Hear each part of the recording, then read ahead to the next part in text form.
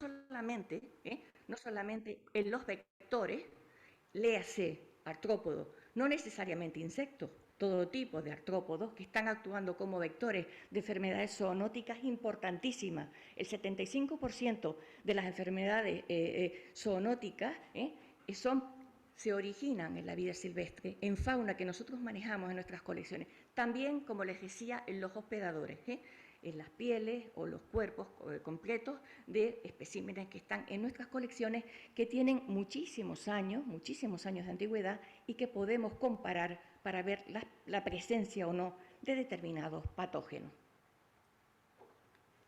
Por tanto, también estudiamos las rutas de las pandemias, no solamente el tema de los mercados húmedos, el tema de la deforestación, sino también las especies introducidas, el estudio de las especies introducidas que no solamente alteran lo que es el ecosistema, sino que también pueden ser portadoras de patógenos. Y el estudio de las migraciones, nuestras colecciones recolectadas en lugares distintos, nos pueden también aportar importante información sobre los desplazamientos. Esto es un hecho importantísimo en el que yo quisiera recalcar. El cambio climático está alterando el comportamiento de determinados organismos, está haciendo que se desplacen. Este desplazamiento, sobre todo en lugares de alto de Asia, lugares de altura en Asia y en África, está provocando que ciertos organismos se encuentren y se intercambian los patógenos. Por tanto, el cambio climático va a tener una clara incidencia en el desarrollo de nuevas pandemias. ¿Cuál es el papel de los museos? Por tanto, la unión de disciplinas. Nos visitan expertos de todo tipo, expertos en todo tipo de disciplinas. Pero hay que pensar una cosa, muchas veces denostamos las colecciones de historia natural, pero en la gripe aviar, en el virus del Nilo occidental, en monkeypox, por ejemplo, que estamos ahora hablando, en los antivirus, toda serie de enfermedades, el conocimiento biológico de los operadores y de los vectores, como decimos, ha sido fundamental a la hora de predecir y controlar la dinámica del padecimiento y, sobre todo, reducir las tasas de infección y salvar vidas. Esto lo digo yo, lo dicen los expertos, lo han publicado. Bien, ¿cuál es el futuro de estos proyectos basados en colecciones de historia natural? Importantísimo. Fíjense al concepto One Health que estábamos manejando hasta hace poco, este concepto de salud global, ya estamos pasando, se publica hace poco, ya los nuevos conceptos, ya se baraja el concepto One Biosecurity, ya estamos hablando de la seguridad. Y en esto los museos, el museo global, las colecciones que se intercambian, los datos informatizados de las colecciones, tienen un valor relevante, muy importante, como digo, en cambio climático, en todas las cuestiones que vamos a ver ahora. ¿Cuál es el futuro? Por tanto, compromiso de las autoridades en apoyar y en formar especialistas, así como mantener instalaciones de vanguardia. Nosotros tenemos proyectos, gente joven, biólogos, geólogos del proyecto NOE, que será comentado en detalle, que están entusiasmados, son entusiastas, pero están entusiasmados además con nuestras colecciones, porque el beneficio, señoras y señores, es importantísimo. Fíjense, salud, seguridad, contaminantes, agricultura, cambio climático, toda esa información almacenada en esas colecciones de cientos de años nos va a dar las soluciones a muchos de los problemas que nos afectan. Y, evidentemente, este valor de las colecciones nunca ha sido muy reconocido, pero es que a veces es que no ha sido ni conocido. Bien, tenemos que transmitir ese conocimiento al público joven, implicar a la gente, transmitir eso en nuestros programas de divulgación. Esto también es muy importante. ¿Cuál es la línea de actuación futura? Bueno, pues yo creo que dinamizar estas colecciones nos están ayudando muchísimo, seguimos reivindicando su importancia, los proyectos de ciencia ciudadana, quiero recalcar aquí, bajo una estricta validación de responsables, cuidado, bajo la coordinación y validación de responsables, y proyectos de vanguardia relacionados con el cambio climático, afectación de erupciones, afectación, por ejemplo, de incendios, plástico, todo esto que preocupa tanto a la sociedad actual. Así que, bueno, nos retiramos, nos volvemos al MUNA y ahí les esperamos. Muchísimas gracias.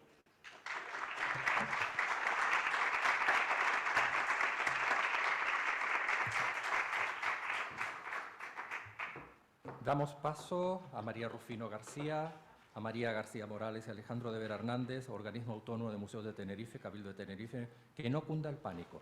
¿Cómo actuar frente a una infestación masiva de hondos? Buenos días a todos los presentes en la sala y a los que están también en streaming.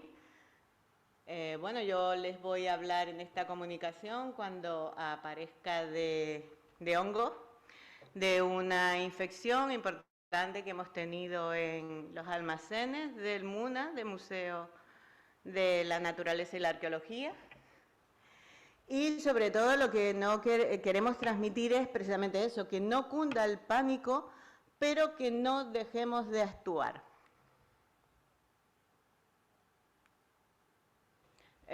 Bueno, hay unos antecedentes de esta historia. En el año 2019, por ejemplo, en este almacén tuvimos 2 objetos, 2 recipientes de etnografía con moho, y sin embargo ya en el año 2020 tuvimos 75 objetos infectados y ya en el 2022 se nos disparató.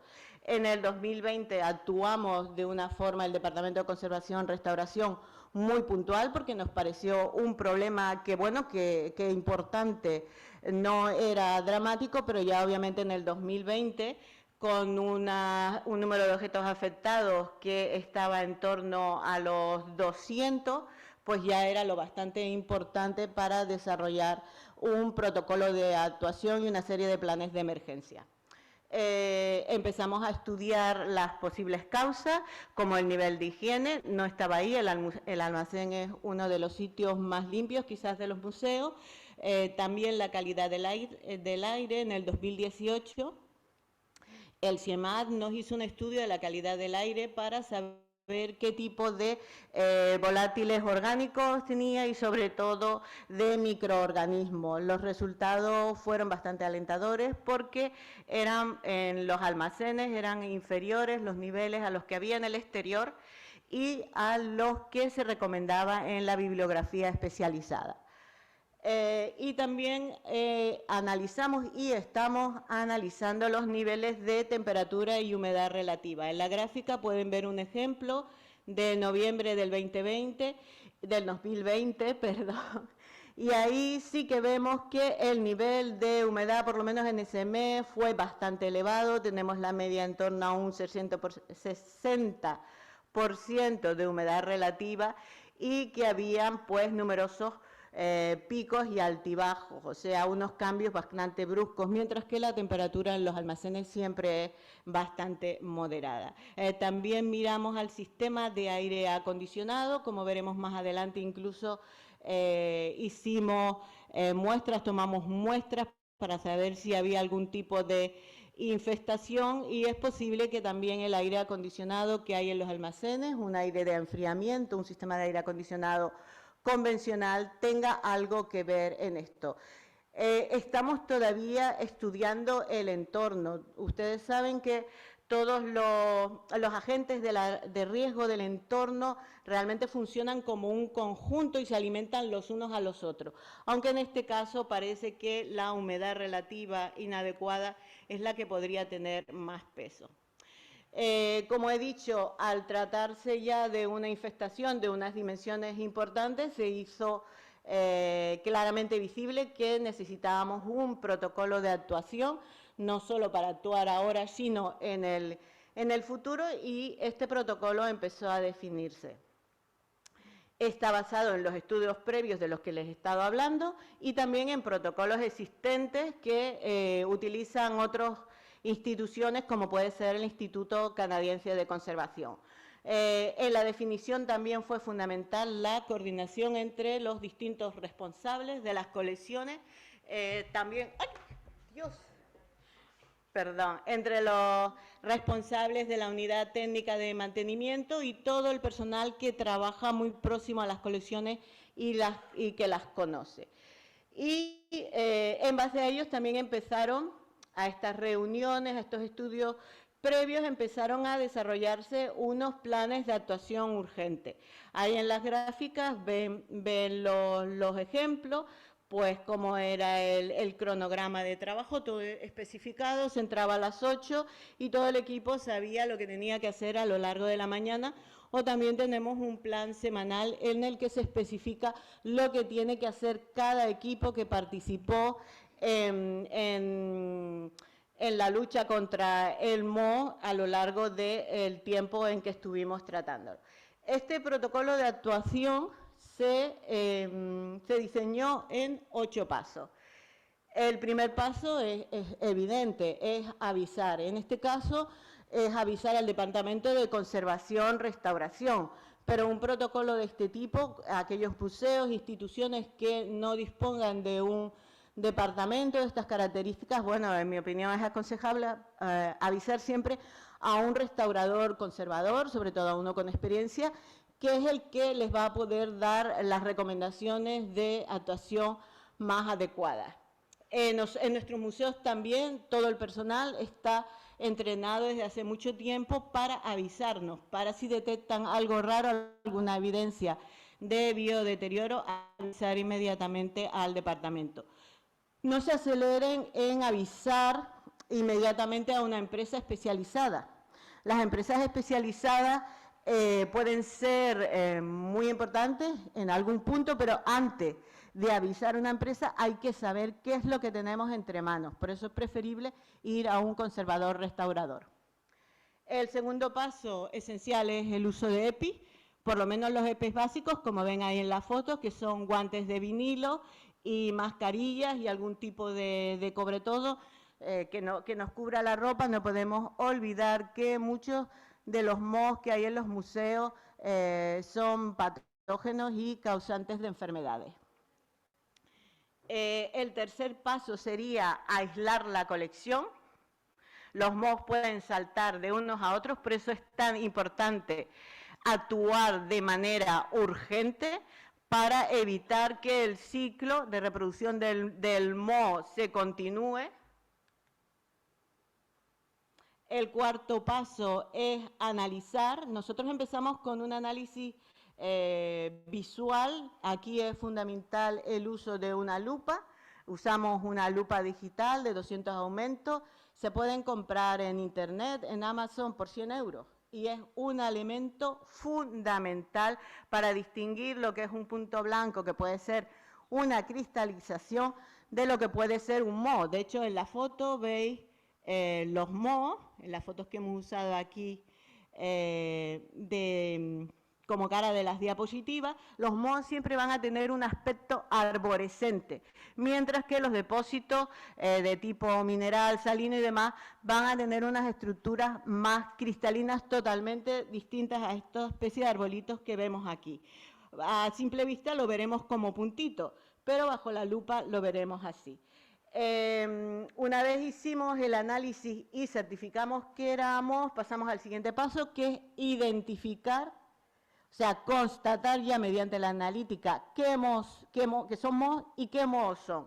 El análisis lo realizó el Servicio de Genómica del SEGAI, de la Universidad de La Laguna, y se encontraron Aspergillus y Penicillinus, que son hongos cosmopolitas muy habituales, y aquí lo que es importante son los típicos mohos que se encuentran en los sistemas de aire acondicionado. Pues ahí ya nos están dando alguna pista de que también podría haber un problema ahí en el aire acondicionado, o que el aire acondicionado a lo mejor actúa como dispersor.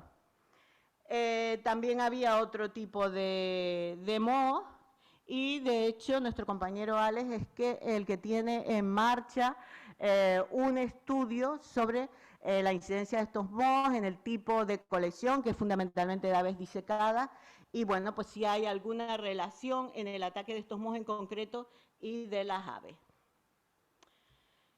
El paso 6 ya fue la desactivación y la eliminación.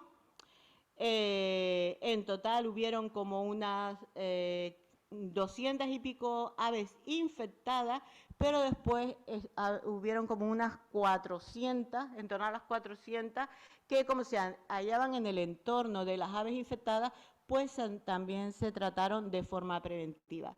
En la gráfica estamos hablando de no lo veo bien, de un 47% de aves, me voy a acercar, perdón. 47% exacto, de aves que estaban infectadas, y el resto que al estar próxima también se consideraron sospechosas. Tenemos que tener en cuenta que el moho es una espora que está en el aire y es con una humedad relativa adecuada y con unos nutrientes adecuados cuando se desarrolla. con lo cual esas aves que consideramos sospechosas podían tener esporas de moho que no se habían desarrollado. Por eso optamos por la precaución de tratarlos a ellos también. Se utilizó, ahí veis en la tabla la distribución de los mohos, cuando estaban en el cuerpo, cuando estaban en el ave en sí o cuando estaban en algo. Para nosotros es importante porque las bases son de madera, mientras que el ave estamos hablando de plumas, de piel, de otro tipo de material. Se utilizó un desinfectante, bueno, distintos tipos, etanol al 70% en agua desmineralizada, etanol más, en agua desmineralizada más un 0,1% de fenilfenol, y también en algunos casos anteriores se utilizó la misma proporción, pero esta vez con unas gotas de cloruro de benzarconio. Y después se pasa al paso 7, que es limpieza y desinfección. Cuando íbamos andando estos pasos nos dimos cuenta que había que intercambiar algo, porque aunque el aislamiento debe ser, está en el tercero, un paso anterior, cuando la cosa empezó a desbordarse, nos encontramos con que no teníamos sitio en el que aislar las aves, porque eran un montón, y entonces tuvimos que cambiar un poco los pasos y aislábamos una parte, la tratábamos, limpiábamos, volvía al almacén. Quiero decir, los protocolos se deben hacer, pero siempre con una cierta flexibilidad para poder responder a los imprevistos.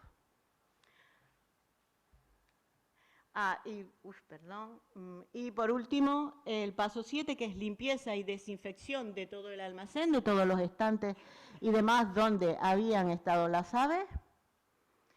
Y el paso 8 fue volver a repasar las estrategias de higiene que teníamos en el almacén y las rutinas de inspección que teníamos en el almacén. ¿Qué? ¿Voy muy rápido? No, ya. Bueno. Sí, ya voy concluyendo. De hecho, ya voy a la conclusión. Porra. Esto es muy estresante, Daniel. Le puedo asegurar que es tanto para ustedes como para mí. Bueno, ya me lo quitaron. Bueno, las conclusiones fueron que una de las actuaciones que tenemos que hacer es por supuesto, seguir con las revisiones periódicas en ese almacén. Es importantísimo la participación de todo el personal implicado en la colección, no solo el responsable de colección, el Departamento de Conservación y Restauración, la unidad técnica. Es realmente un trabajo de equipo. Estamos muy implicados con la divulgación. Tenemos una web de Museos de Tenerife y hay una pestaña de Conservación y Restauración donde estamos colgando todos los trabajos que estamos haciendo para que la ciudadanía pueda acceder a lo que hacemos y a los problemas que tienen los museos. Y bueno, y en este caso concreto estamos ahora trabajando en implantar un deshumidificador. Consejo, el deshumidificador casero al que todos acudimos como el santo patrón no funciona así tal cual. En este caso es importantísimo, estamos trabajando en ello, que este deshumidificador tenga un desagüe que permita que esté encendido las 24 horas, 365 días del año, conectado a un humidistato que haga que se encienda o apague solo cuando es necesario. Con esto esperamos, si por fin nos los aprueban, esperamos conseguir una estabilización de la humedad que viste en los picos que vimos antes. Esto es todo, gracias. Si tienen alguna pregunta, tanto Ruth como yo, como Alex, que es el experto en moho, estaremos por los pasillos, por el Congreso y se las responderemos. Gracias.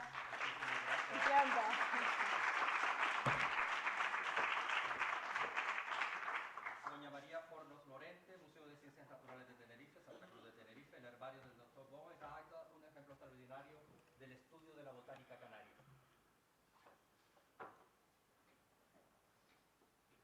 Buenos días a todos y a todas. Soy María Fornos Lorente y voy a hablar sobre el herbario del Dr. Bogenreiter.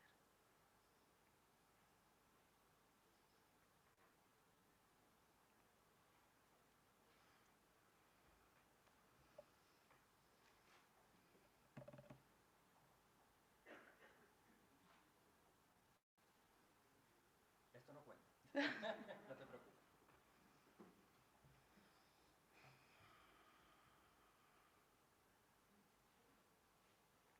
Felicitarla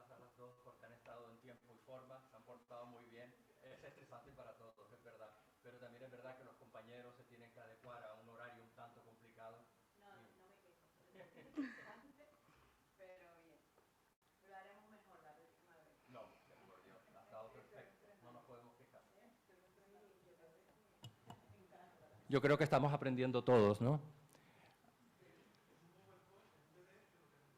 Sí, sí.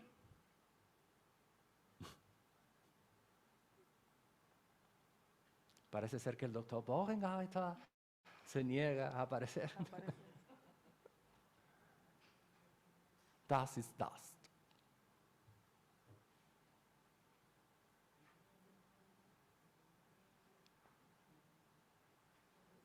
Y eso que era un PowerPoint, imagínate si llega a ser aquí. Lo puse en PDF para que se abriera sí o sí. Sí, sí. Vamos a ver.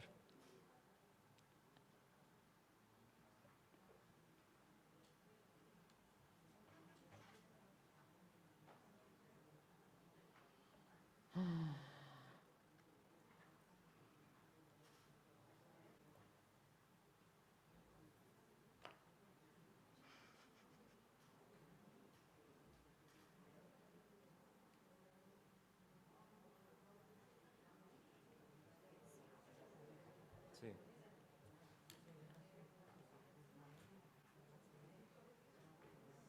En 2 minutos, pero nada más.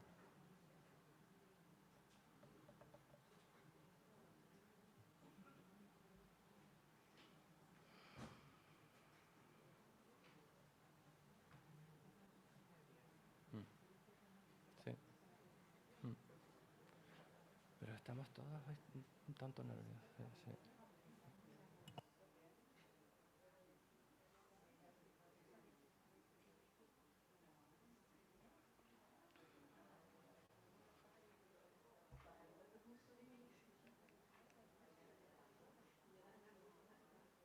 ¿Tienen frío? Un poquito, ¿verdad?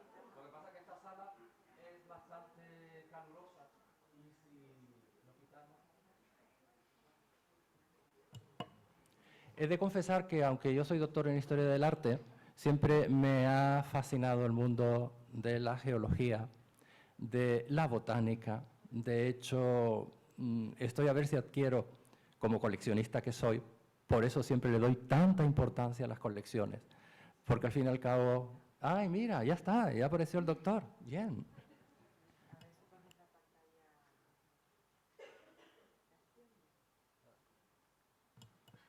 Pues nada, seguimos hablando porque parece ser que no sé. Pues justamente el mundo de la botánica, por suerte, ha estado ligado en muchísimas ocasiones a magníficas ilustradoras que fueron mujeres y que hay que descubrir todo ese patrimonio. De hecho, acabo de descubrir 46 láminas acuareladas a mano y además con témpera, de una mujer magnífica que se llamaba Nellis Robert, que falleció en la década de los 50 del siglo pasado. Son de una calidad excepcional. Y ese patrimonio hay que poner en alza. Bueno, ya está. Bueno, pues me vuelvo a presentar. Soy María Fornos Lorente y voy a hablar del herbario del doctor Vogelreiter, un ejemplo extraordinario de estudio de la botánica canaria. Volker Vogelreiter nació en Alemania en 1941 y visita por primera vez la isla de Tenerife en 1966, como alumno de pedagogía aplicada a la enseñanza de la biología, química y geografía. En 1971, cuando finaliza sus estudios, publica su primer artículo científico sobre la flora de Teno, de Tenerife. Más tarde, en el año 74, publica su tesis doctoral, Estudios geobotánicos sobre la vegetación natural de la isla de Tenerife como base para la conservación de la naturaleza. El trabajo de Vogelreiter en las Islas Canarias se centra sobre todo en las 5 islas occidentales y realiza numerosos estudios fitocorológicos y geobotánicos. Fruto de esta intensa labor de investigación en el campo, surgen numerosas publicaciones, donde destaca su obra más prestigiosa, que es el Prodomus del Atlas Fitocorológico de las Canarias Occidentales, que publica en 1988. Entre el 91 y el 97 retoma sus campañas de trabajo en el archipiélago, centrándose esta vez en la Isla del Hierro, La Gomera, Tenerife y Gran Canaria. Y es en 2002 cuando fallece. En el año 2014, el Museo de Ciencias Naturales de Tenerife recibe una donación por parte de los herederos del doctor Vogelreiter. Esta se trataba de material relativo a sus estudios geobotánicos y fitocorológicos de las islas occidentales y se trataba de su herbario personal de plantas vasculares, material fotográfico, sus cuadernos de campo, publicaciones y trabajos autoeditados, además de un muestrario de líquenes, gaterópodos terrestres y semillas. Todo esto se procedió a ordenar de forma primero en función de su localización, de las islas donde se realizaba la expedición, y además de forma cronológica. Para centrarnos un poco más en su herbario personal en sí, primero hablar de sus etapas de trabajo en el archipiélago. Estas se podían dividir en dos en función de los años de expedición y de la metodología que éste seguía. El doctor Bogenreiter inicia sus estudios en el año 66, como dije antes, y comienza su herbario con las herborizaciones derivadas de esta campaña. En estos años trataba como su herbario como un herbario típico, con un etiquetado y un montaje clásico, pero además, ya abarcando también las campañas del 71 y 73, encontramos en sus pliegos mapas, como el que aparece aquí, que él mismo recreaba y adjuntaba en sus pliegos, y las coordenadas Lambert exactas del dicho punto de recolección. Estos pliegos son pliegos que se caracterizan por mostrar las herborizaciones, todos sus atributos, como pueden ser hojas, tallos, flores, etc. Tras esto, años más tarde, ya lo que correspondería a la segunda etapa, que abarcaría las campañas del 75, 76 y 77, el etiquetado clásico cesa. Y entonces empezamos a encontrar pliegos codificados. Aquí podemos encontrar etiquetas prácticamente vacías o sencillamente sin ellas, lo que podría mostrar cierta despreocupación por parte del doctor al carecer de estas, pero no es así, porque todo lo relativo a estos pliegos quedaba reflejado en sus cuadernos de campo, y la conexión entre los cuadernos de campo y estos nuevos pliegos era un código de registro que él asignaba a cada ejemplar, y que además anotaba en unas cintas adhesivas, como la que vemos aquí, y las adhería directamente al ejemplar, el código de registro. Otra característica peculiar de esta segunda etapa es que podíamos encontrar pliegos como los que aparecen aquí, que son pliegos con diferentes herborizaciones de la misma especie, pero recolectadas en otros sitios. Lo que serían pliegos que son muy atractivos desde el punto de vista fitocorológico. Profundizando un poco más en este herbario y en la donación, nos encontramos también con sus cuadernos de campo, por ejemplo, en este caso, el del hierro de 1977. Esta sería una hoja de estos cuadernos que, como podemos ver, inventariaba todo lo que veía en la zona, anotaba el código de registro, las coordenadas UTM, las coordenadas Lambert, y dentro de estos cuadernos también encontramos mapas topográficos con las localizaciones exactas de esas herborizaciones. Este, que no se ve mucho, es otro de sus cuadernos autoeditados y encuadernados por él mismo, pero en este caso lo hacía los encuadernaba en función de cada isla. Este también pertenecería a la isla del Hierro. En cada una de estas hojas podemos encontrar un listado de flora, fauna, vegetación, microclima, biotopo, que puede ser característico de la zona, y lo que él hacía era iba subrayando, como podemos ver en esta ampliación, lo que iba encontrando en cada zona. Gracias a toda esta información entre los cuadernos, el código de registro, a día de hoy, con estos pliegos que a simple vista carecen de información, se puede hacer un etiquetado adecuado e informativo. Para llevar a cabo el montaje de estos pliegos, el investigador Jaime Gil, contratado por un proyecto financiado por Museos de Tenerife, procedió al montaje y a la preparación de 2.100 pliegos aproximadamente, correspondiente a las herborizaciones de entre el 66 y 77. Todo esto supuso un aumento aproximado del 30% del número de ejemplares del herbario museístico, del MUNA. Para proceder al montaje, se usaron pliegos con papeles libres de ácido, con una solapa basal que se encargaría de recoger todos los fragmentos posibles desprendidos de las herborizaciones al manipularlos. También podemos encontrar sobres de papel encerado del resto de materiales que acompañaban los pliegos antiguos, como podían ser los mapas, etiquetas monográficas, etc. Para la fijación del vegetal en sí se usan cintas de papel blancas, también tiras de papel. Para proteger el pliego se usan camisas libres de ácido con una solapa lateral, y es en esta camisa donde en la parte superior izquierda se anota el código de registro del doctor y en la parte inferior derecha el género botánico. Todo esto se almacena en cajas de almacenaje libre de ácidos y de lignina para su conservación a largo plazo. El Prodomus, como dije antes, es su obra más prestigiosa y reconocida del doctor Bogenreiter, que escribió junto a Eduardo Marquín Diez. Es un manuscrito publicado en 1988 y editado en 7 volúmenes. A esta obra la componen 1.151 fichas con ilustraciones procedentes de diferentes obras impresas y una innumerable cantidad de xerocopias de las herborizaciones de su propio herbario. Recientemente, Eduardo Marquín Diez autorizó su digitalización para poder ser consultable a día de hoy en la Biblioteca del Real Jardín Botánico de Madrid.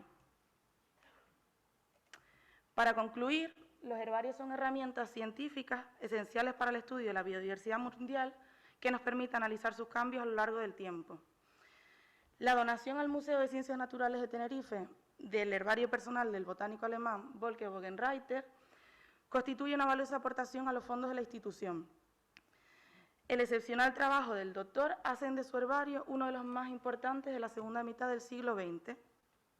Este constituye un formidable recurso del que a día de hoy surgen novedades taxonómicas, corológicas, fenológicas y ecológicas, lo que concluye con un mejor conocimiento de nuestro mundo vegetal canario, condición imprescindible para la protección y conservación de nuestro patrimonio natural. Muchas gracias por su atención.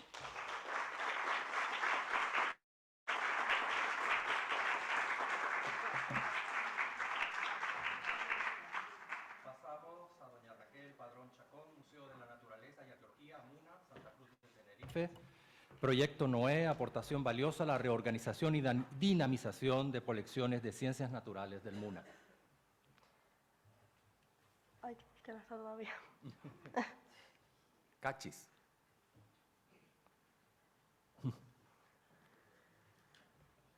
Damos la bienvenida a doña Isabel, que siempre nos acoge tan bien.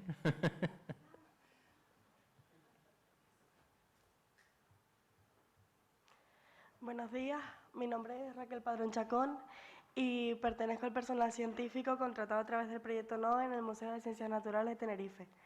Y con esta comunicación quiero contarles cómo este proyecto está suponiendo una valiosa aportación a la dinamización de colecciones del Museo de la Naturaleza y Arqueología. El programa de subvenciones denominado Nuevas Oportunidades de Empleo tiene como objeto la contratación en prácticas de personas desempleadas, preferentemente de primer empleo, con el objetivo de darles experiencia profesional acorde a su formación académica y además así aumentar las posibilidades de su inserción laboral en el futuro.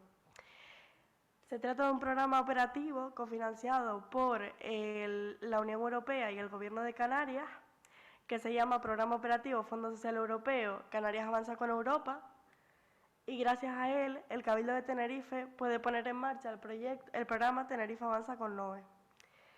Entonces, a raíz de esto, el Organismo Autónomo de Museos y Centros, con el objetivo de participar en este programa, pone en marcha el programa Mejora la conservación, restauración, producción, mantenimiento y dinamización de colecciones e inmuebles en museos de Tenerife. Esto permite al Museo de la Naturaleza y Arqueología a incorporar en su plantilla 18 trabajadores, entre los que destacan 5 biólogos y un geólogo en el área de ciencias naturales. Las funciones que realiza principalmente este personal científico son 4.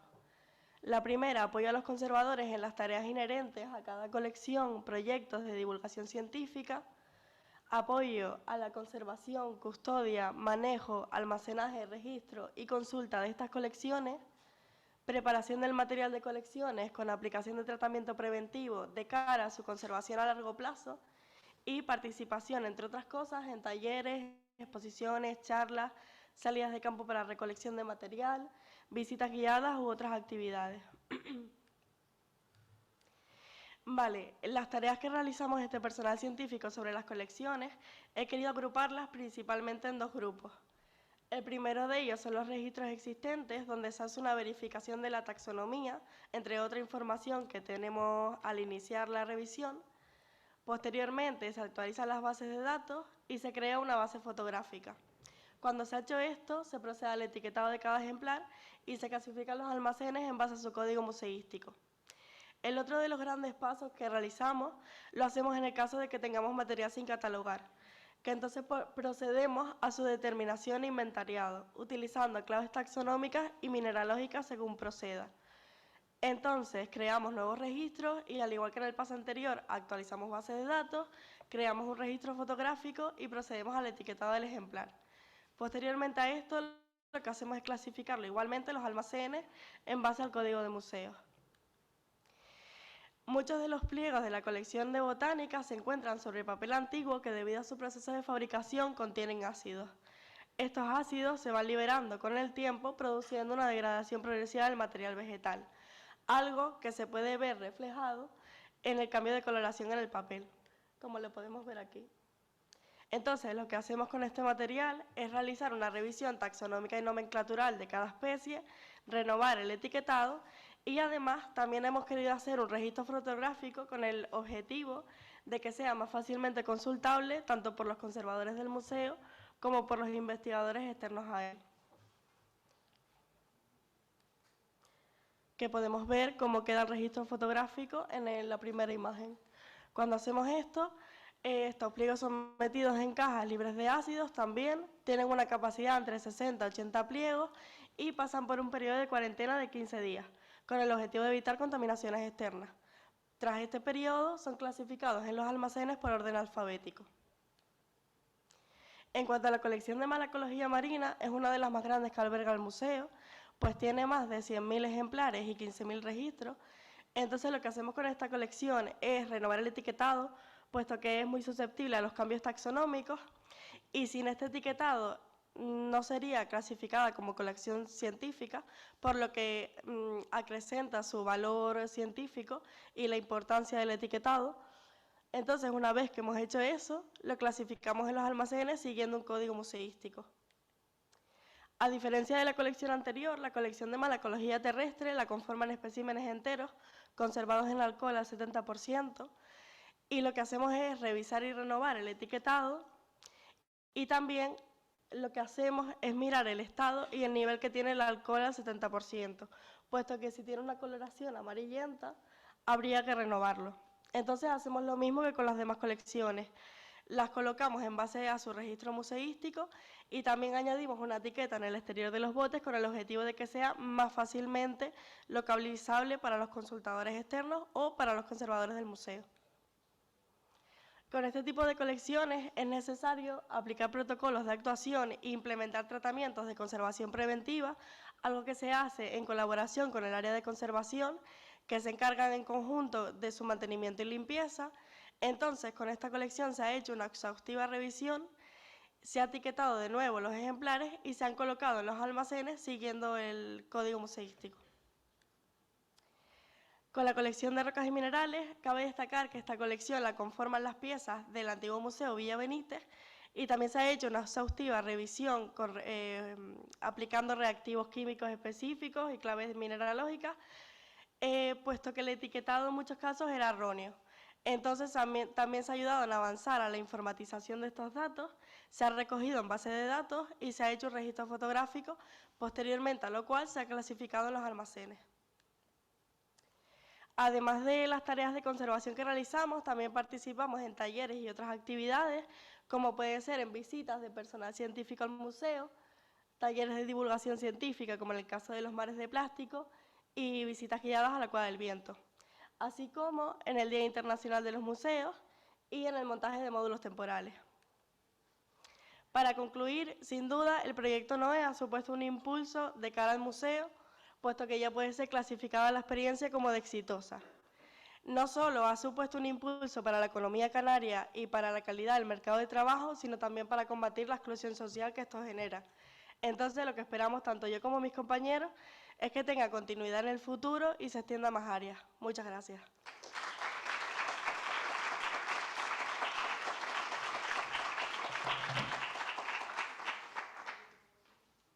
Muy bien. Gracias. Perfecto. Seguimos con doña Ruth Azcárate Miguel y Carmen Dolores Chinea, del Museo de Historia y de Antropología de Tenerife, La Laguna, que nos va a hablar sobre la memoria, colecciones en tránsito, la experiencia de la caja de Nemosine. Esto seguramente será muy fácil, pero como yo soy una persona difícil,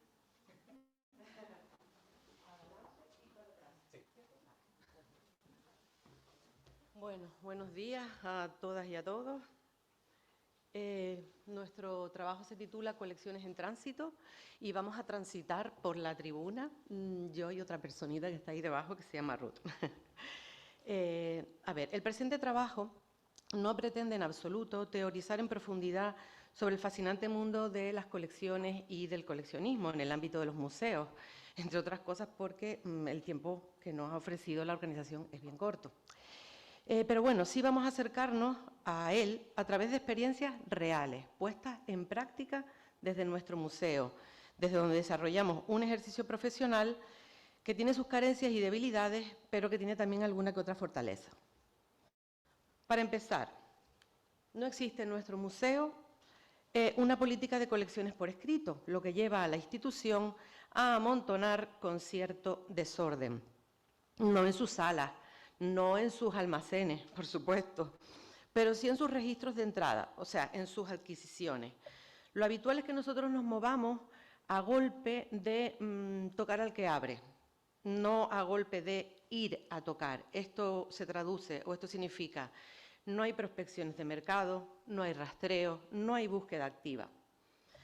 Pero bueno, así todo, los fondos representan honrosamente los distintos periodos y perspectivas del pasado insular sobre los que nosotros basamos nuestras narrativas.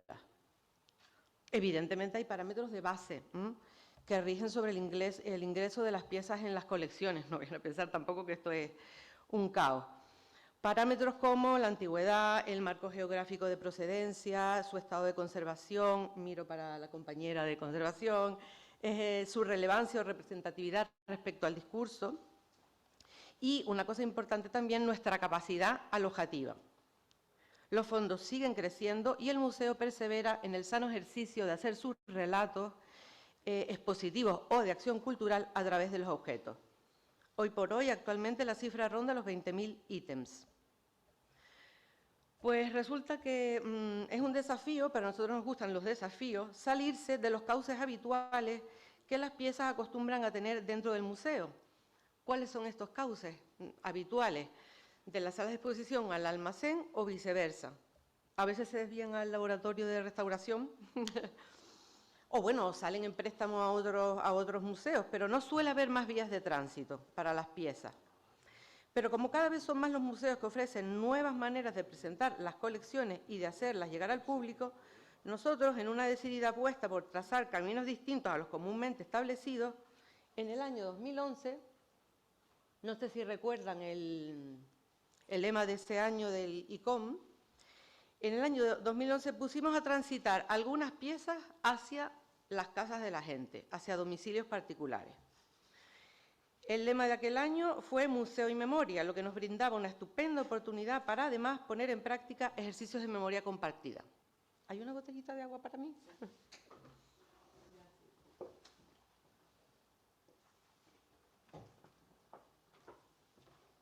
Pensaba que tenía tablas, porque llevo un montón de años en el museo, pero resulta que esto de subirte a unas tablas elevadas, pues te las quita. Bueno, veníamos diciendo que en el año 2011 nos tenemos que poner a pensar, como casi todos en los museos cuando llega esa fecha, en actividades para ese día y obedientemente seguir el lema del ICOM, que no está mal que nos den un lema. Y se nos ocurrió esa experiencia que les vamos a relatar ahora. También resulta que el manejo de lecturas, como la del ensayo de Marcel Mauss sobre la teoría del DOM, puso a orbitar el concepto de prestaciones totales en el universo del museo y sus colecciones. Esta teoría es compleja y vuelve otra vez a encorsetarnos un poco el tiempo disponible, pero les voy a dar dos claves para que entiendan un poco qué es eso de la teoría del DOM y por qué la usamos o la cogemos. Esas dos cosas o esas dos claves son: las cosas tienen un valor sentimental, además de su valor venal, o sea, de su valor de mercado. Y, segunda cosa, aquellos que se devuelven mutuamente los regalos son amigos por más tiempo. Así pues, en un museo como el nuestro, en el que la mayor parte de las colecciones crecen y se enriquecen a partir de la donación, porque hay muchas fórmulas de entrada, pero la donación es muy potente en nuestro museo, crecen y se enriquecen a partir de la donación desinteresada de personas, parece ser de recibo que a la acción de dar corresponde la de acoger con respeto y, en la medida de lo posible, devolver con el agradecimiento, pero también con el compromiso de la conservación de esos objetos y de su biografía, articulando iniciativas como la Caja de Nemocine, a modo de regalo que se devuelven mutuamente los amigos, para recordar juntos y construir memorias colectivas. Porque el objeto personal que ingresa en la colección de un museo cambia de estatus al hacerlo, de objeto personal a objeto patrimonial, de memoria individual a memoria colectiva. Con la Caja de Nemocine se propicia de este modo un proceso de circulación, consumo y reapropiación de algunas piezas de las colecciones que abre además posibilidades a nuevas formas de interpretación del patrimonio, porque pone en contacto muy directo a los sujetos con los objetos. Propiciar una relación entre el público y las colecciones bajo fórmulas distintas a la habitual visita a salas, creo que queda claramente expuesto que subyace, ¿no?, en una experiencia como esta. Las colecciones de los museos constituyen grandes repositorios de las memorias colectivas. Sin embargo, como acabamos de decir, una vez ingresan en la institución, se alejan de la vida cotidiana y pierden su conexión con las memorias vivas de la gente. Y es que patrimonializar a veces es expropiar un poco, porque nosotros cogemos los objetos y los sacamos de circuito. Y entonces ya se ve pero no se toca, lo ves pero en el horario del museo, ese tipo de cosas así. Pues inspirada en la antigua costumbre de las capillas domiciliarias que itineraban en los barrios, creando una red de relaciones sociales alrededor de la fe y la devoción hacia una imagen religiosa, la Caja de Nemocine es un receptáculo que, albergando objetos del museo de singular relevancia cultural, transitó de casa en casa como aquellas tradicionales capillas. Las capillas domiciliarias, para quien no lo sepa, pues eran una costumbre popular, su origen no termina de esclarecerse y los pocos autores que se han dedicado al estudio de esta práctica social y religiosa relacionan sus inicios con el momento en que la Iglesia Católica advierte la posibilidad de utilizar esas visitas domiciliarias de las imágenes como un elemento unidificador y un instrumento para afianzar devociones. Nosotros, bueno, la usamos un poco como excusa, usamos y abusamos de su fondo y de su forma, porque nuestra caja, no sé si lo llegan a apreciar ahí, nuestra caja toma prestados muchos de los aspectos formales de las capillas domiciliarias. Caja de madera, puerta con batientes, la ranura que tenía en la capilla domiciliaria, había una ranura para donativos, nosotros la transformamos en cajetín, que es ese que se ve, esa gavetita que se ve ahí de frente, para que la persona que llevaba la caja a su casa pues depositara opiniones o incluso interpretaciones personales sobre la pieza. Bueno, y la última imagen es ya nuestra Caja de Nemocine en una casa particular. Si bien es posible que el ritual generado en torno a las visitas, ahora hablo de las capillas domiciliarias, ¿no?, ese ritual con las capillas que iban de casa en casa, lo normal era que se entregara la capilla y a las 24 horas cambiara de casa y que la colocaran en un lugar destacado del hogar para su veneración y culto por la familia al completo. Nosotros establecimos otros periodos, pero también copiando un poco esa idea de ir de casa en casa. Con la puesta en funcionamiento de la Caja de Nemocine, el objeto en ella contenido vuelve a revivir por su extraordinario poder de evocar un sinfín de memorias, recuerdos, sentimientos y emociones de las personas que lo contemplan. Toda esa capacidad, e incido sobre un hecho dicho antes, toda esa capacidad es generalmente frustrada por el silencio impuesto por el museo cuando la pieza entra, ¿no? Entonces nos preguntábamos, ¿por qué no dejar que el objeto de museo siga provocando efectos y afectos, continúe entrelazando las memorias y mantenga su conexión con la vida de la gente? Esa es la pretensión de la Caja de la Memoria, reintegrar el objeto de museo al ciclo de la vida, hacerle perder su condición de fósil cultural y dignificarlo en tanto materialización de nuestras memorias individuales y colectivas. ¿Cómo lo hicimos nosotros? Porque eso de las 24 horas era absolutamente estresante. Entonces, nosotros teníamos la Caja de Nemocine con un objeto dentro en la zona de entrada del museo, en el zaguán de la Casa Lercaro, que es una de las sedes del Museo de Historia y Antropología, que está en pleno casco histórico de la ciudad de La Laguna. Y el viernes de cada semana, bueno, había unos pasos previos para que la gente la pidiera, se apuntara y demás.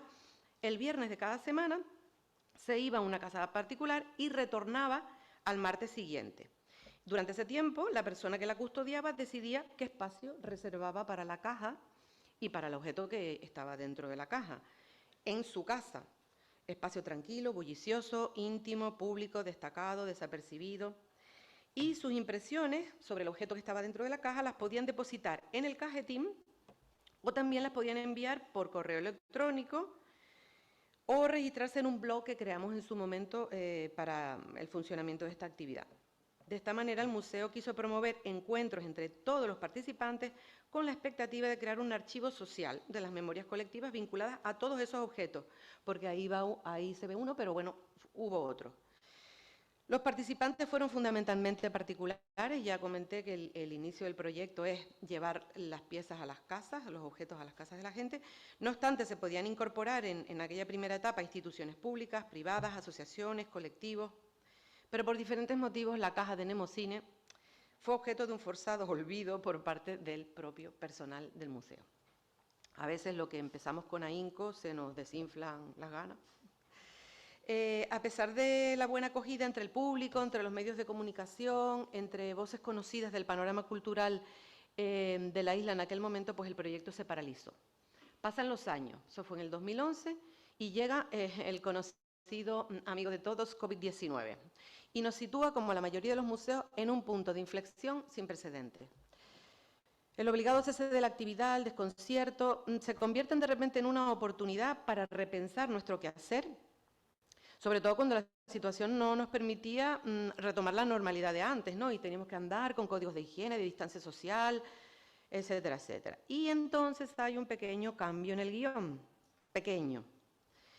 En la suposición de que los centros educativos tardarían en volver a salir en visitas curriculares o complementarias, la caja de Nemocine... Doña Carmen, ¿sí? Doña Carmen, le recuerdo 3 minutos. Vale. Pues nada, la caja de Nemocine la rescatamos y la ponemos a circular a los colegios y a las universidades, ya no a las casas. Para eso me va a acompañar la compañera Ruth, ¿vale? Y los objetos ya no van en la caja primera, sino que van en cajas específicas hechas para cada objeto por las compañeras de Conservación-Restauración.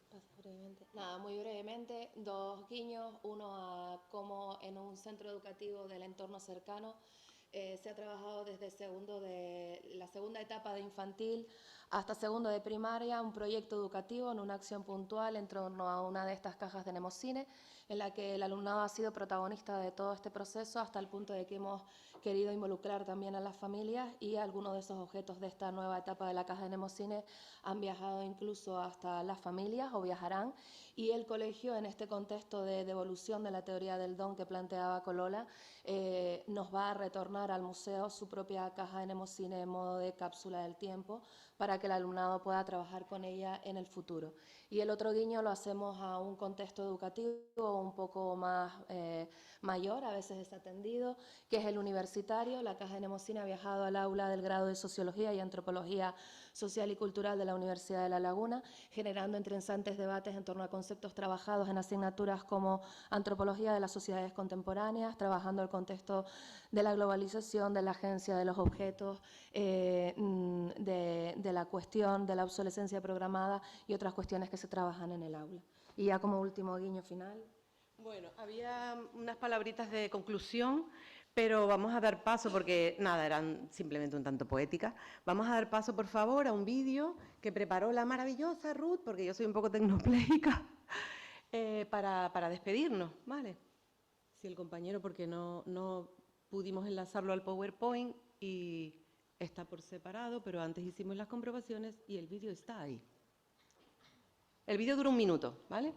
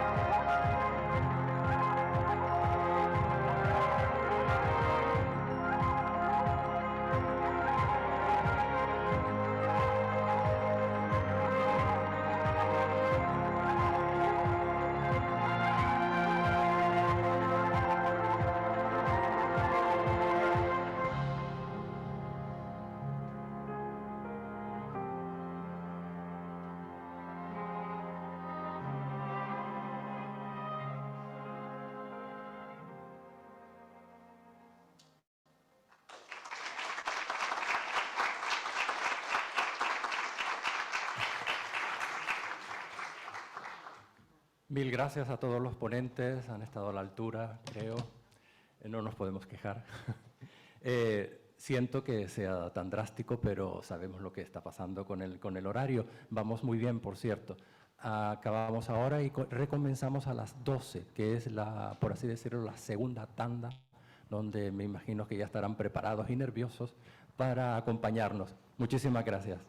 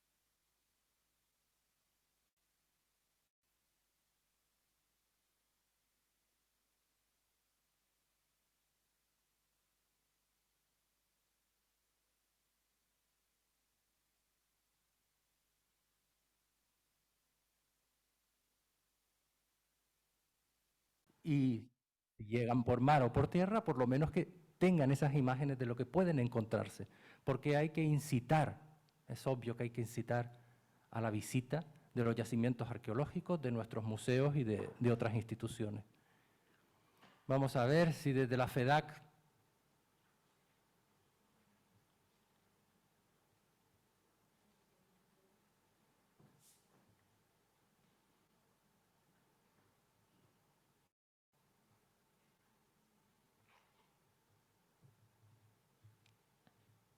¿están conectados o...?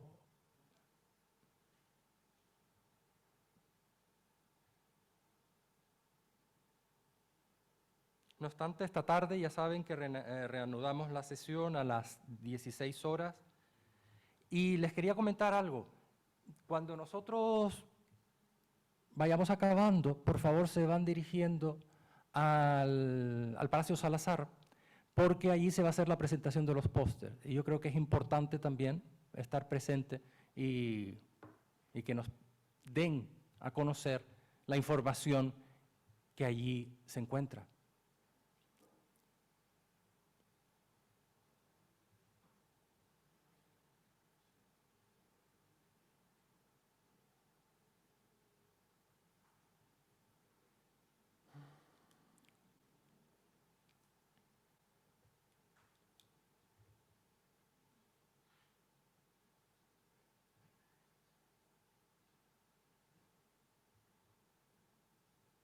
Bueno, ¿quieren preguntar algo? Ya que tenemos como unos minutitos aquí. ¿Quieren preguntar algo a los ponentes? Y así utilizamos estos minutos y no los dejamos vacíos, sin contenido. A ver.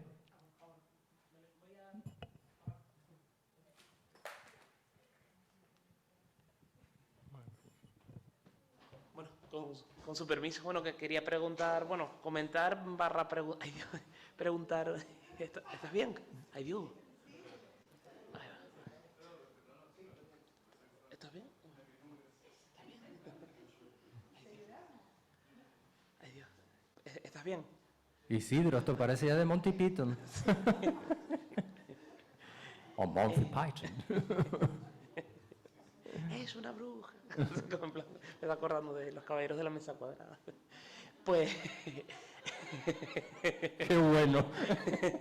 Hay que darle humor a esto. ¿Y qué arde aparte de las brujas? Más brujas. Ah, mira, ya está sonando. Luego la pregunta, ¿vale? Muy bien. Ya están ahora en streaming.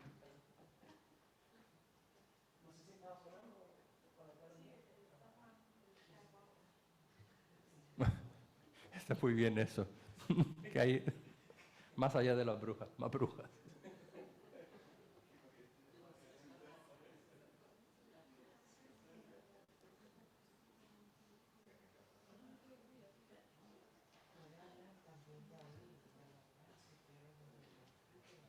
Me da que... No, me da que no. Sí, pero para que lo oigan en streaming. Bueno, como sea, se retrasa un poco la conexión. No, quería comentar también en lo que... bueno, lo que acaban de comentar en la última ponencia, que es verdad que el material arqueológico que está en el Museo Arqueológico, el de presencia subacuática del Museo Arqueológico de Tenerife, al igual que ocurre con muchas cosas, proviene todo, absolutamente todo, en torno a unas 100 piezas. Es verdad que gran cantidad son lastres de barco, pero es todo de colecciones privadas. Solo una pieza, que de hecho se lo comenté ayer a Mercedes del Arco, porque le enseñé, mira, la destiladera, que es una destiladera que tiene tal código. Pues claro, fue una notificación que se hizo en 2013 y se recogió, se hizo informe. Pero de resto han sido todas donaciones privadas, claro, de colecciones privadas. Lo ideal, creo yo, es que provengan de métodos científicos, que sí está bien el coleccionismo, pero que a partir de ahora se pueda ofrecer eso, precisamente una información desglosada de procedencia de método arqueológico, es decir, método científico, y que ofrezca una respuesta que no sea simplemente desubicar cada pieza de su contexto. Bueno, era eso nomás. Muchas gracias. Muy bien, muchas gracias. Pues seguimos sin tener comunicación. Ah, no está. Pues entonces nada, si no está...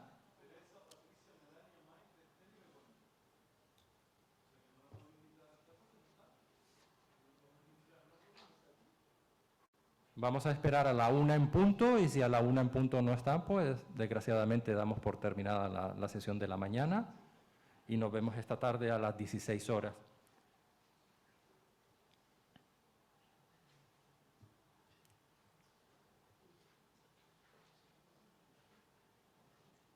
Si quieren apuntar algo más, pues estamos dispuestos.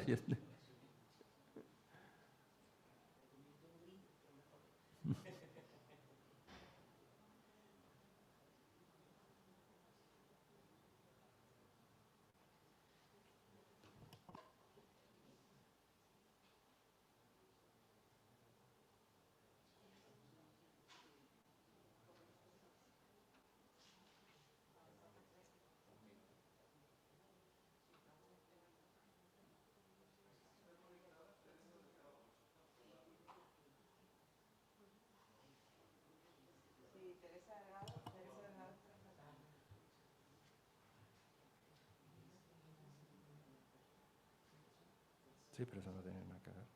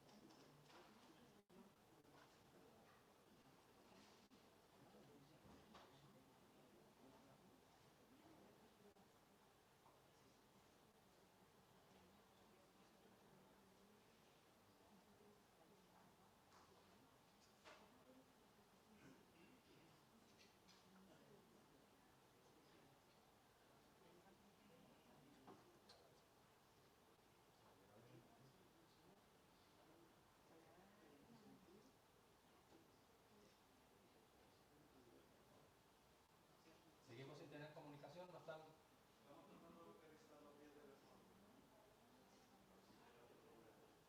Porque no me parece justo que hayamos quitado tiempo a los demás compañeros para estar esperando. ¿Sí?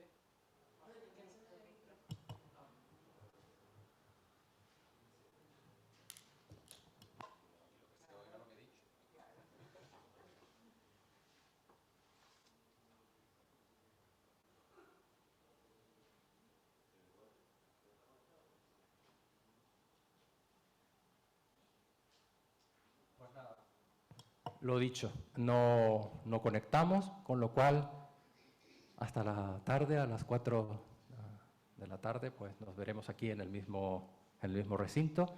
Y muchísimas gracias por participar y retransmitir su conocimiento. Muchas gracias.